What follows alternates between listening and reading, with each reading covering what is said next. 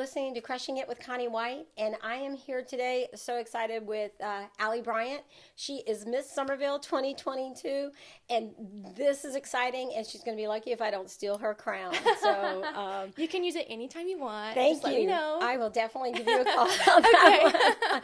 Because everybody who knows me, all my friends from high school know that that is something that I would have loved to have had on the top of my head. So yes, shiny hat. Thank you. We love it. Thank you so much for coming today. Thank you for having me. Well, I want to kick it right off. Let's I go. want to know, like, what got you into pageantry? You know, what's your passion? How'd this happen? And then tell me about this beautiful crown. Yeah, of course. So I was never a pageant girl growing up. I've only done like my high school pageants. And so I recently moved to the area about a year ago. And so one of my close friends, who actually is my LED, her name is Shantae, she reached out to me and she was like, just come and join us. Join this preliminary competition, which is Miss Somerville, Miss North Charleston, and Miss Low Country. And I was like, okay, sure. I'll get to meet some new friends, get to know some people in the area. And so I dived right in August. I went in with zero expectations, like nothing of like, I'm going to win or anything like that. And I went in, did interview, I did talent, onstage question, and then evening wear. And then I ended up winning. And so from there, I really just like took off running with it. So I have my own social impact initiative called Rise and Shine. It's about promoting confidence and self-esteem in the generation impacted by COVID-19. And just really trying to make a difference in this community. That's exciting. I mean, and you are 19 years old. 19, and, yep. I mean, that's amazing. I mean, Thank you've got you. such energy. You've got a positive attitude. And I mean, you've got, it's outlined, like your whole path. It's great. All right. So you said that you did talent. So what did you do in the talent show? All right. So I have been a clogger for 13 years. And so I did a clogging routine to Conga by Gloria Estefan. That's always a good one. But actually my biggest goal since moving to Somerville is to open my own dance studio, my own clogging studio as well. So clogging is one of my biggest passions in life. And honestly, clogging has made me the person that I am, the most confident person that I am today. So clogging is what I love. Yeah, I think we're going to have to pull up some footage of that. I'm sure we Of course. can find it somewhere. Yeah, I've got some videos. Do you? Oh, You got to send them to me, and maybe we can kind of like, clip that in. So that's pretty cool. So you've been clogging for how long? 13 years. 13 years. Yep. Okay.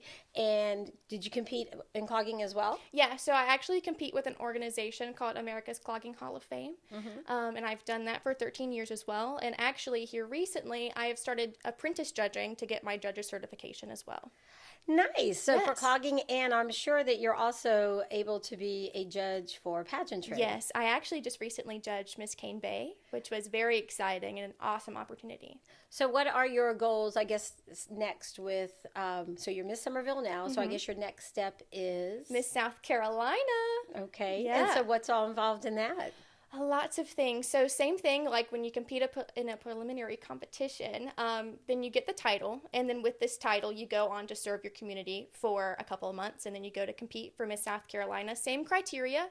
So interview, talent, onstage question, and evening wear. So. Okay. And so by chance, if you win that, which we all will support you that you do, what's your next level? My next level is to get Rise and Shine established as a 501c3 nonprofit and also help.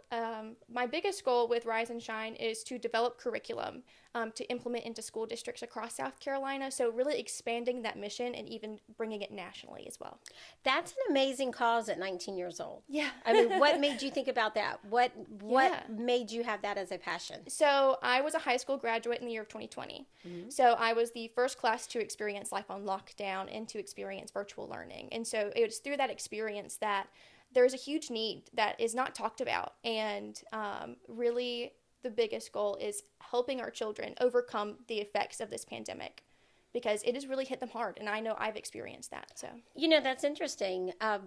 Because of course, with my age, and of course my kids are grown, I would not have thought about like how you have experienced it, what you went through. Yeah. So I guess tell me about what you experienced and then what you're seeing, I guess maybe elementary kids and what the school levels are, what has come across your plate, should I say, like you've recognized? Yeah, definitely the mental health crisis has definitely arisen. I know that there was a point where my parents sat me down and was like, we're losing you. I can't see you anymore. The spark is not there because of the constant not being able to interact and being taken away from the environments in which, like, I couldn't go to the clogging studio. I couldn't go to school. I couldn't see my friends. I couldn't have a normal high school experience. Like, I didn't experience prom. And those things really took a toll. And not to mention, kids have been through it for 3 years now. I've only experienced it for 1, and it hit me tremendously. And it's really combating those effects. And, you know, I read a story the other day about a kid who doesn't want to take their mask off because they don't feel comfortable. And combating those things as well, helping self-esteem, helping confidence, helping raise these kids to shine from this pandemic is yeah. And to recognize that, you know, I guess that is hard for them. That is their normal now. Yes. And so if they've either paid attention to the news or listened to their parents, you know, because everybody's impressionable. So it doesn't matter how old they are. Yeah. They're impressionable to some degree that probably taking off the mask, they're wondering if they will get sick. Because at the lowest level, that's what they understand. Mask means I don't get sick. Right. Or my family won't get sick. Yeah. Well, that's amazing. Thank mean, you. what insight, you know, to be 19 years old you've recognized something to know that there is a need. That's incredible. Yeah. That's amazing. Thank you. Yeah. And I also see like young kids too. And like, think about a 2 or 3 year old who's little and all they know is that they've been wearing a mask. Yep. So I guess that would be a hard transition, and just even recognizing people. Yeah. Because I know at the level of me just going to a restaurant. Right. There's one gentleman, I'm not going to say his name, I'm not going to say the restaurant, but the entire time we were going, he always had a mask on.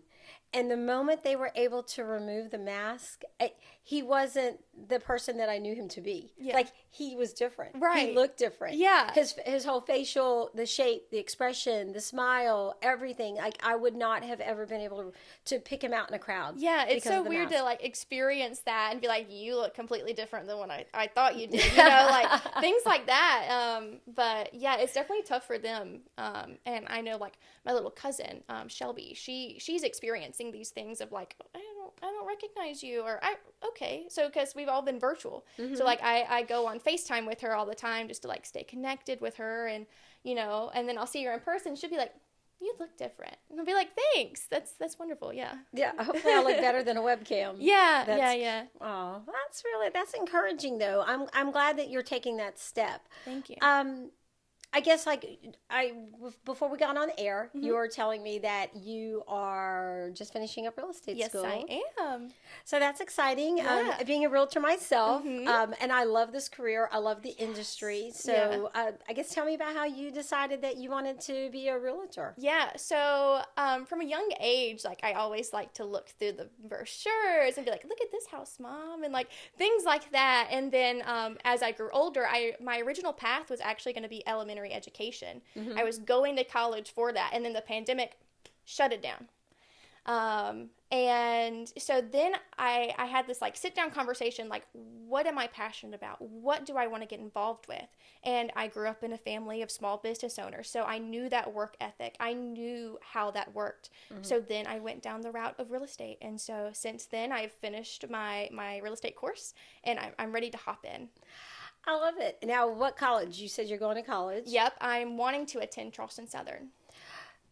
Very good school. Yes, I love it. It's local. It's amazing. That was actually my second choice. I went with my first choice. I was originally going to go to Mars Hill University, which is in North Carolina. Then the pandemic shut down everything, and everything turned virtual, and it was like a huge debate of, are we going to go in person? Are we not? Are we going to move in? Are we not? And so a lot of my family is high risk, and so we took that step and decided, let's put it on pause for right now. Let's go down other avenues, and so that's what we did. You are an amazing person. Thank you. I mean, the energy that you have at 19, the goals, the drive, it's amazing. Thank you. We need more young people like you. I mean, They're definitely out there, yeah. Well, we need to find them and we need to pull them in. And I'm Yes. excited about talking to you. And so I'm going to have to do a little bit of plug. We're going to try to get her to come over to EXP. So Yes. anyway, Yes. so we'll talk about that a little bit later. Yes, of course. Well, tell me a little bit more about you. You're very dynamic. Thank I just you. feel like you have a lot to say. So like, let's do it. Lots of things, yeah. I mean, what do you want to know? Like, What different topics are we going to go? Well, what are your interests in school? What, I mean, are you math, science? Oh, or... no math. No math. For sure. What I want to major in is business management, with a focus in entrepreneurship. Okay. Yep. So that'll carry right on to owning your own company, being your own because people don't understand in real estate, even though you may work for a brokerage, you technically are your own company, your own business, and you need to learn how to conduct it as a business, not just being a realtor for another company. Yeah. A person who was a pretty wise mentor to me was always talking to me about the experience that people had and the experience that I could help bring to them. And so what I used to work, when I started, I was 19 years old. I worked at the cancer center in one of our local hospitals, and I took the drive, the care, the compassion of working with those patients over to how I help my clients, because it's a big investment. Yeah. And it's personal. Yeah. So it's the compassion, it's the care, it's understanding the contract. It's understanding, what their needs are, and I know a lot of, you've got to make money. Everybody talks about our commission. I get it. But there's something so much bigger behind the scenes when you're talking about the individual and helping them have home ownership. Yeah. So I think that's like one of the biggest prideful moments that I have 100%, every time I have a closing, and I know that I helped assist someone getting into a home. Yeah. And a lot of people just don't realize how much work truly goes into real estate. They take it at like face value. And I think that that's something that, we're starting to see more people talk about, but yeah, your age group is very lucky. I tell my kids, it's like you've got so much information at your fingertips. Yeah. Where we were so old school about everything that was done and how we had to learn, and now you've got it, it's right there. Yeah. It's a question to like, okay, Google, or, Googling something on your computer. Right. You've got everything. Scroll on TikTok. Scroll on, oh my gosh. Yeah, we're trying to get into that now. So yeah. TikTok is something. All right, so give me your take on social media. Social media, I think, is definitely like helpful, and it's also hurtful. Like we've seen a huge shift in the way that we communicate and connect with one another, especially through this pandemic. That's something that with Miss Somerville I wanted to target. So with Rise and Shine, I have Rise and Shine Monday, which is posting a positive post to make social media more positive, one post at a time. Very wordy. Number 2 is I'm actually going to do like a Zoom type, like sit down conversation series where I'm talking with people who are making a difference. For example, other title holders, highlighting how they are making a difference in their communities. And it's through social media that like I've had to learn a lot, and that's actually sparked my interest in entrepreneurship and in business, because I've had to learn the ways of how media works and how to promote yourself and things like that. And this organization definitely makes you do that. So that's one thing that I love and something that I've become passionate about. So That's cool. I like that, because I know for me, on my simplest level, and especially at my age, learning social media, it's a little bit difficult. It's even difficult for me. So it's a learning curve for sure. It definitely is. And that's why I hire somebody like, my assistant who helps me out, because I focus on the real estate, but she helps me considerably. And I do see a difference with the age group, because I think y'all, you're really in tune with it, and you can maneuver and kind of, navigate around a little bit better than like I know I can. Yeah. But I'm learning too. Yeah. Well, it's just like the fact that we were introduced to it when we were young. Like we started taking like typing classes and how to navigate and things like that. So I feel like that's definitely something that this generation has a huge input into. But there's still even a learning curve for us and things that we're still learning. Like even like when it comes to screen time with TikTok, I'll be there and then I'll look up 1 minute and I'm like, oh, it's an hour later. Let me, shut this off. And so yeah, just learning things like that, learning boundaries, creating boundaries for social media is a huge thing as well. So yeah, creating boundaries are essential. Yeah, I definitely think that they are. Truly. So if somebody wanted to jump on your podcast on Mondays, what do they do? So I actually have something on my Facebook and my Instagram where you can reach out to me, nominate people who you want to see featured. I am currently reaching out nationally for other title holders as well. For example, like our Miss South Carolina, like Miss New York, Sydney Park. People like that who are truly, truly incredible people who I look up to as well. And also reaching out to people who have made a difference in my life. because I feel like that's important to see somebody who's influenced me, and maybe that can connect with someone that's influenced you. Mm-hmm. Now, who's been your biggest influence in your life? My biggest influence would have to be my 7th grade math teacher, Patrick Newsome. He is absolutely incredible, and I transitioned from private school to public school in 7th grade, and there was a huge disconnect for me when it came to learning and education. And so he took me under his wing and started mentoring me and tutoring me to get me up to that level. And I ended up progressing past my grade level just because of how fast we were going. And so it's through that, and like just through the lessons that I've learned from him, that's someone that I truly value still to this day. Even though I am 19, I'm not in 7th grade anymore. But right now, currently, he's an assistant principal at Warrenville Elementary, and he has made me have a passion for interacting with children because of the way that he interacted with me. I think you would be an awesome school teacher. Thank you. I think that the energy, the compassion that you have, Yeah. especially understand that where you were, with your education, that you needed a little bit of help. Yes. And you're okay with understanding you did, and you got it. Yeah. And it took you further ahead. And so that's an amazing story. Yeah. I think you have a lot to say. Thank you. I think that you'd be an awesome teacher. Thank you. That's my biggest thing is, working with children. That's my love is working with children. That's why I want to open up my own dance studio, to share my passion of clogging, but also teaching as well. Go ahead and tell me, talk about the process of becoming Miss Somerville. What happened? How'd you do this? Yeah, so like I said, I competed in a preliminary competition, and then through then I won. And so after that, it was really just sitting down with myself and assessing what my goals are. What do I want to, or how do I want to make an impact? And so it's through that where it was just like a lot of brainstorming and a lot of communication between my executive directors who helped me along the way, as well as talking with other title holders who I take inspiration from, or just take little things and I put it in my pocket for later. So it's through that, and then also talking with my mentors, and seeing where they see me. Now, how did you get to Somerville? Because your high school was upstate. It was, so I'm actually from Aiken, South Carolina. Right. So I attended Midland Valley High School. Go Mustangs, forever and always. But yeah, lived in Aiken all of my life. That's where I grew up. And then I moved to Somerville, and it was a huge culture shock for me because like I grew up driving on 2-lane roads and, things like that. And everybody knows everybody in the valley. Right. That's very much how it works, is like, if you call them up, they'll be there right on your doorstep with whatever you need. And so moving here, I didn't know anybody. So that's why competing for Miss Somerville was such a good experience for me, because I didn't go in it with the mindset of, I need to win. I went in with, I want to make some friends. I want to get to know the area. I want to get to know people. So that's really nice. So I guess you probably participate in the parades. Yes, I did. Okay. So what else do you participate in or get to? Since you are Miss Somerville, I'm sure that there is a lot that you get to be a part of.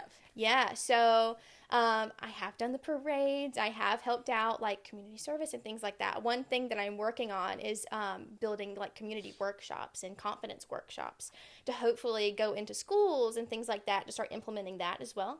And yeah, so helping out there. Anytime a business needs a highlight, for example, one of my biggest things that I want to do as Miss Somerville, since the pandemic took such a big toll on everybody, and since I come from a family of small business owners, a big thing for me is highlighting small businesses to help them get exposure, or to introduce that to somebody who's never heard of it before, to help them come through the pandemic as well.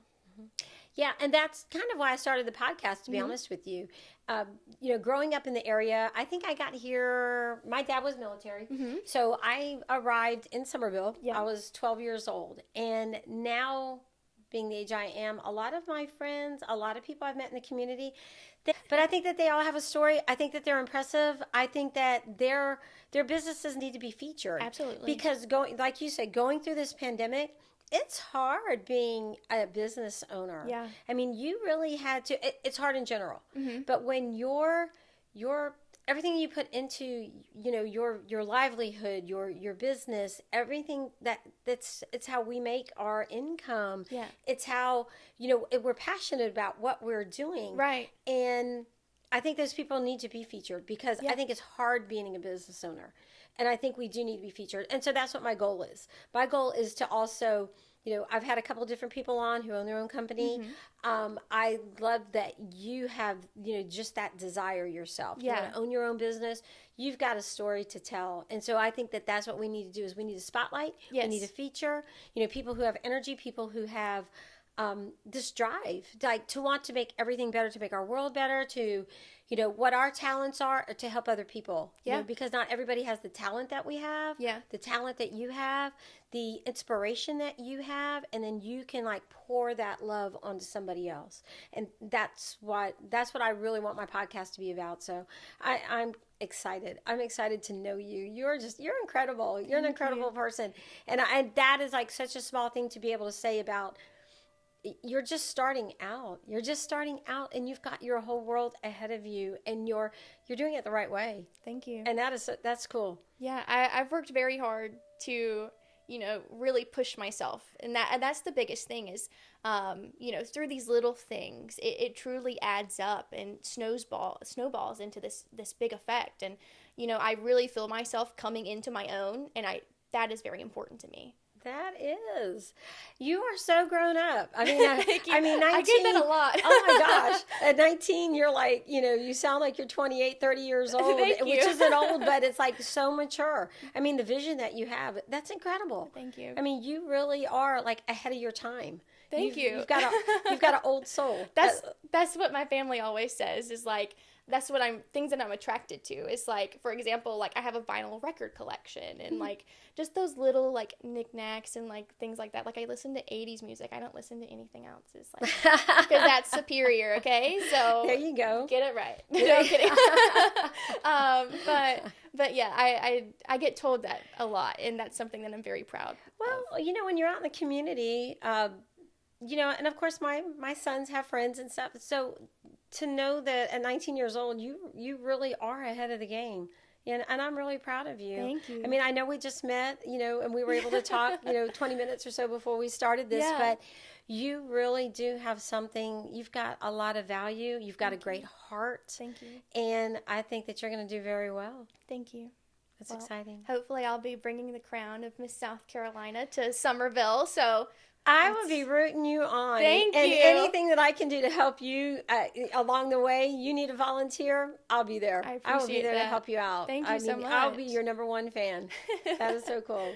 So, I'll get a t-shirt made and you can wear it. You got it. Okay. Yeah. So I appreciate she's supporting my deal. t-shirt today, Yes, but I will am. definitely be supporting her as well. Thank so you. You definitely bring it. Thank you. Well, Allie, tell us, what are you doing to prepare for Miss South Carolina? Doing a lot of things. For example, like mock interviews. That's something that just gets you comfortable with talking with people, and that's also why I like my interview series. I'm very excited about it, having these conversations, having these tough conversations that might be controversial, and just preparing you to walk into that interview room with the best expectations, with the best preparation. So working hard on mock interviews, talking with many different people with many different views. Mm-hmm. Working on talent, something I'm very excited about.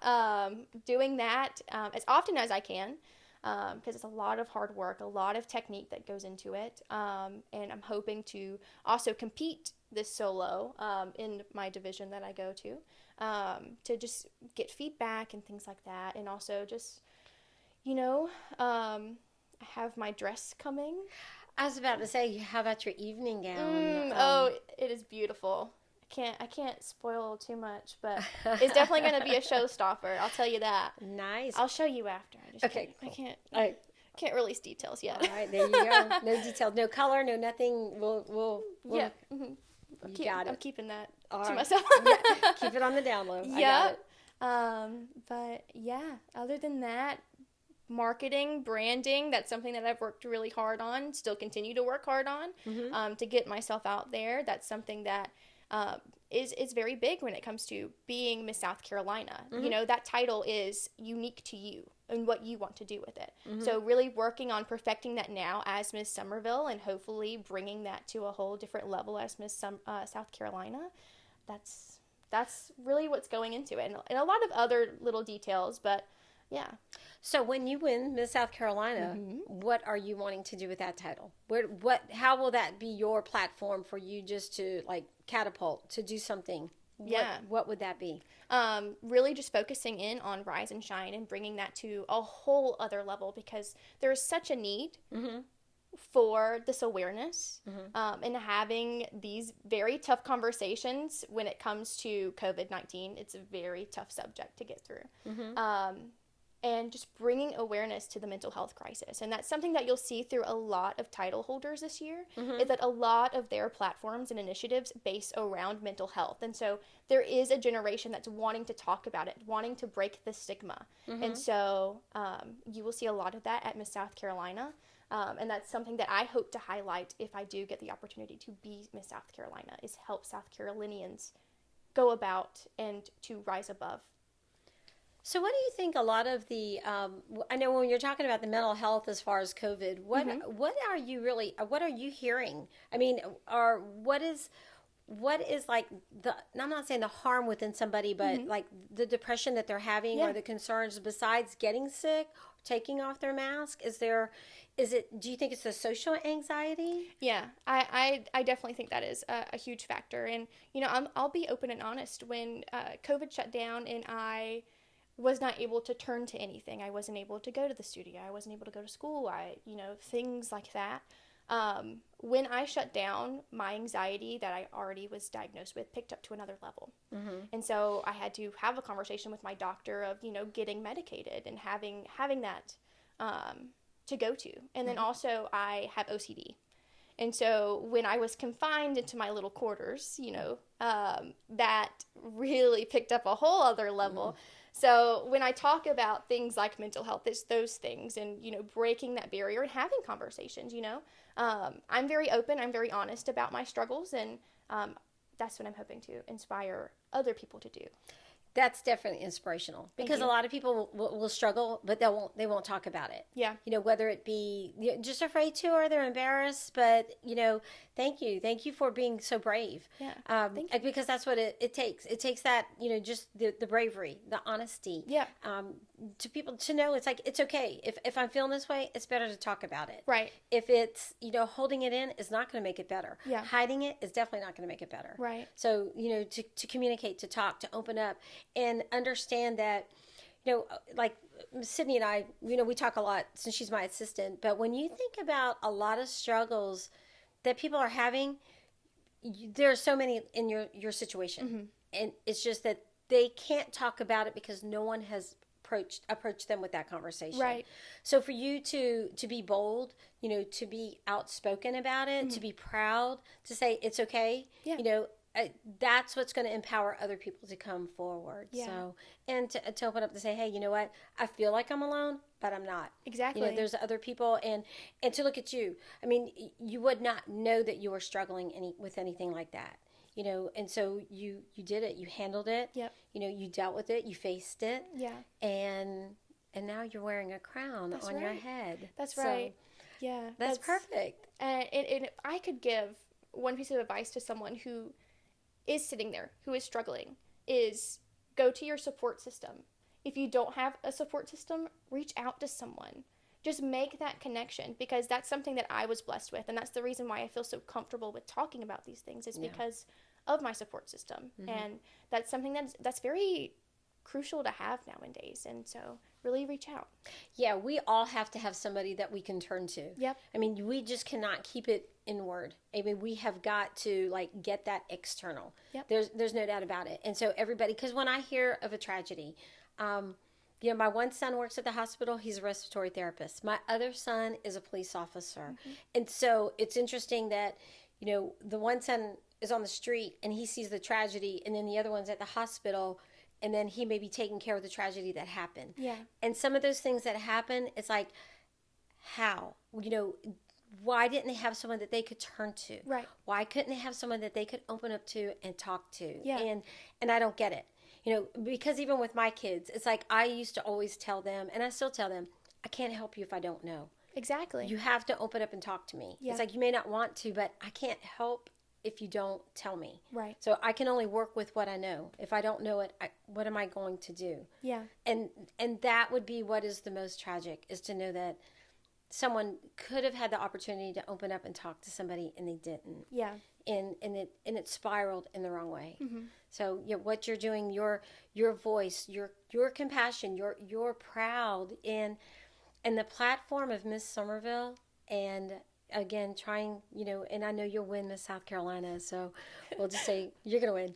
Thank you. I just think that's an opportunity again for everyone to recognize, what a role model, to know what your struggles were, Yeah. What you dealt with, because until I'm really talking to you about it, I never really heard the depth of how COVID really was affecting you. Yeah. And that's because I'm not around your age group a whole awful lot. Yeah. I'm around adults, further, but younger, I don't get to really hear about that because I don't have kids at the house, so I don't know. Yeah. So it's amazing to sit here and listen to think that, that really true. That's a struggle. Yeah. And I mean, people have dealt with it in many different ways. And so, I mean, it's not going to come wrapped in a pretty bow and say, here, this is what I'm struggling with, like people are going to have different ways of combating it. But all I can do is encourage people to please speak up about it. Yeah. Brave person. Thank you. I mean, I just can't say it enough. I just admire you. Thank you. You've got nowhere to go but up in this world, and you're going to make a difference. And that's really cool. Crown or no crown, you're going to make a difference. That's the goal. That's what I've always set out to do. I've always thought that, I can make a difference. And, my mom and my dad has always told me that, you're not going to create change unless you do something about it. So that's what I'm going to do. Very wise people. Yeah. Very wise. They're great. They are. Now, what did they do? So my dad, that's actually the reason why we relocated to Somerville. My dad is a third-generation farrier. So he is a horseshoer and also a blacksmith. So a very niche type of occupation. But yeah, that's what he does. And he goes to all of the barns and plantations down here and, do the horse's feet and many other things. It's very scientific and very detailed, but... Oh, yeah. Oh, yeah. I owned a horse for a little while, so I know exactly what he does. Yes, absolutely. Yeah. And so tell us about your mom. So my mom is stay-at-home, but she also is a caregiver for my grandpa, who struggles with and is diagnosed with Alzheimer's. Oh, and that is just a whole other topic. So, yeah. I mean, your mom, that's a strong person. Taking care of a family member with Alzheimer's that's hard. It is tough. And then here, I know she's, following you and helping you as well. So yeah, she's running around with me everywhere and, keeping up with me, and Dad's going to work, and it's a lot, and especially with that as well. That's something that we've had to sit down as a family and really, talk about what Alzheimer's is and how it affects everybody. And, it's hard to see that slow progression, and that's what we're really experiencing right now. Oh, okay. Well, I'm so sorry. It's okay. But I'm glad that he has his family and his support system as well. Yes, he does. I hate that for him, but I'm glad he's got a loving family around him. Yep. Yeah, So. we're very grateful for him because He's sweet. he's a big role model to me too. So what did now he was from upstate with you, and so what did he do? Farrier as well. So, okay. It's passed down through the family. That's pretty cool. Now, how many horses do y'all have? We don't have any horses. My dad says that he does not want to see one when he comes home, so he just goes and does them at the barns and everything, and then comes home and doesn't look at one. But we have dogs, so there you go. I just had this vision of you've got your parents have a house and some land and a farm and some horses, and no, we live in a subdivision with our dogs, and that's it. No more. That's it. There you go. Yeah. That's cool. You are an amazing person because Thank there you. are so many kids that we just run across that they just don't have that. They don't have the drive. Yeah. They don't have the responsibility. Right. And your parents have done very well. And it's refreshing because that's what I've done with mine. Yeah. One's 33 and 24. and apparently your parents raised you like I raised my kids. And so it's refreshing to see that someone, takes control, takes responsibility, no excuses. Yeah. And you're just out there, you're thriving, and you're going to make it happen. And you're like, whatever barriers are in your way, you're going to knock them out of the way. You're going to make your world happen for yourself. Yeah. And that's incredible. Yeah. That's what I was raised on. I mean, and they are just like I said, they are incredible. And I don't think that I could have been and gotten to where I am without them. Mm-hmm. Well, and you have to see it probably within the school system. Now, I don't know how small your school was, but, it's very challenging, I would think, in this day and age, going to school and, what we hear with bullying and... Yeah, you rose above it. It's like that wasn't a world that you ever got caught into or wrapped up in. You saw past it. Yeah, well, I definitely experienced that, cyberbullying, bullying in the school system. But those are things that pushed me even more. I didn't take that and, use that like in me. I used that to push me. And so, but that's something that we also need to teach our kids too, and really have conversations about and make that a topic of like, hey, you can overcome this. Let's use this to do this. And that's something that my parents always encouraged me to do is, get involved with things. If you don't like the way it's going, get involved with something else. Right. And so I was constantly in high school. I was in every single club you can think of. I was a high school cheerleader. I was captain. I was also an assistant director in my dance studio as well, and an instructor. And so having these things and constantly being on the go, those things motivated me even more. And that's what I did with Ronnie and Michael. It's like they were always in sports, they were always involved, and if they didn't like something, they would do everything and anything and try it and experience it. And I used to tell them, and it's funny. It's like I used to like go in this big circle. It's like it could be like a tornado that's going around in a circle with a lot of mass confusion. Yeah. But what you got to do is stay true to who you are and you just get through it. Exactly. It's like don't get caught up in that madness, in that circle, in that whirlwind of what's going on. You stay true to who you are and you go through it, and you'll get through it to the other side, and you're going to be a better person for it. You're going to be a stronger person for it. So right. Yeah. And I couldn't imagine this day and age, especially with social media, that type of cyberbullying going on. So we didn't have that back in our day. Yeah. So what you probably have seen or could have witnessed or watched your friends witness, I couldn't even imagine. Yeah, it's definitely on a whole other scale. And so, that's what with Rise and Shine, it is about like boosting confidence and self-esteem because social media has such a negative connotation when it comes to my generation, because it's constantly with the algorithm promoting, for example, the perfect body, the perfect person. And so, it's, like I said, on a whole other level, and those things stem into something else and grow into something else. For example, body dysmorphia, anxiety, having depression, because you don't look like that. You have these, differences, but we're not trained to look at these differences and see that they are beautiful and see that they are unique. Yeah, and then to think that what they're seeing online doesn't necessarily mean that that's the right picture. Right. Editing. There's so much editing that's going on to know that perfect image that you're seeing really may not even be that perfect image. Exactly. It was edited. Yeah. So and I can imagine that was hard during COVID.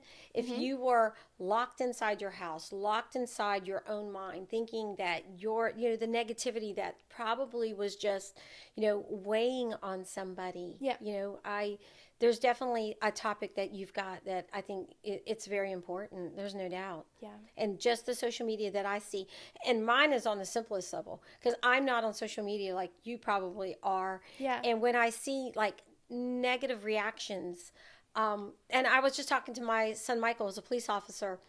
One of his fellow police officers, who he just saved someone's life. The gentleman he was jumped off the bridge here locally, and he grabbed him and pulled him back over. Without thinking, it's like, as a mom, it's like, I know that he could have went over that bridge as well. Both of them could have gone over. Yeah. And so the city of Charleston just awarded him for what he did. Yes. And somebody was online like saying all this negativity about it, and I'm like, you've got to be kidding. Which I know there are a lot of people who put their life on the line every single day, and I get that. Yeah. But for me to know that this guy, when he's going over the bridge to pull somebody back who's jumping trying to commit suicide, and he grabbed him and he saved him, and he himself didn't go over. It wasn't even a thought of, what do I do? I just did. Right. And the negativity that people were saying about it, like, enough, how many awards does he need to get? And it's like, well, gosh, it's not like he's asking for it. Right. They gave it, he did his job. Yeah. And they want to recognize him for that. So how could you say something negative about it? Right. Well, I'm glad they did award him, and I hate that. Yeah, they did. But it was interesting to me that to read the negativity about it. Yeah. That someone would say anything in a negative fashion. Yeah. And that's another thing. A lot of people on social media like to play that devil's advocate of like, oh, this is great, but I'm going to say this about it. Yeah. That's a different type of culture that's stemmed on social media. And so, yeah, I'm really hoping that, a lot of things have come out about social media regulation, and I'm hoping that, big corporations take it seriously because, through the things that you consume, things stem from that. Mm-hmm. And so through that, I'm hoping that, our lawmakers and will take it seriously. Mm-hmm. Yeah, and you're right. You said it perfectly, because what you take in is what you're going to put out. Exactly. So, positivity in is positivity out. Right. Negativity all the time is just negativity out. And, yes. And you are and can be who you surround yourself with. Mm-hmm. And so, yeah, for you to want to go out there to be positive to everybody, to push your cause is awesome, because it's definitely needed. Yeah. And when I sit here, me and you are talking, but I'm that kind of person that we're talking, I'm like, yeah, she is absolutely right. In the back of my mind, I'm just thinking of things that I have seen that I couldn't even imagine being 13, 14, 15, 16, and just trying to process all of this. Mm-hmm. And so your platform, it's great. It's needed. Yeah. And that's the reason why I created it, because there is such a need, and there's such this stigma around it of like, people don't want to dive into it. People don't want to talk about it and unveil it. But mm-hmm. that's exactly what we need to do to make a difference. Mm-hmm. And that's your name, Rise and Shine. Yes. So how'd you come up with that? Well, actually, it is inspired by clogging. So whenever you go up and do an individual solo, that is called a rise and shine. Okay. And so it's not always about being the most technical dancer or things like that. It's about you going up there and performing and being your most confident self with the steps that you're proud to know. Mm-hmm. And so having that aspect, and that's something that I participated in a lot. And so that's that mantra of rising and shining. And so I took that and I ran with it. And so that's what inspired my thing is, coming out of this pandemic and allowing kids to rise and shine. I had no clue it was related to clogging as far as, where you came up with that. Right. And see, a lot of cloggers don't like connect the dots with that too until I tell them, and they're like, oh, really? Are you serious? Like, that's what it is? And I'm like, yeah. It was like, where have you been clogging all this time to not know that? Right. Yeah. Know your craft. Yeah. Right. But you're adorable. Thank you. You're just absolutely adorable.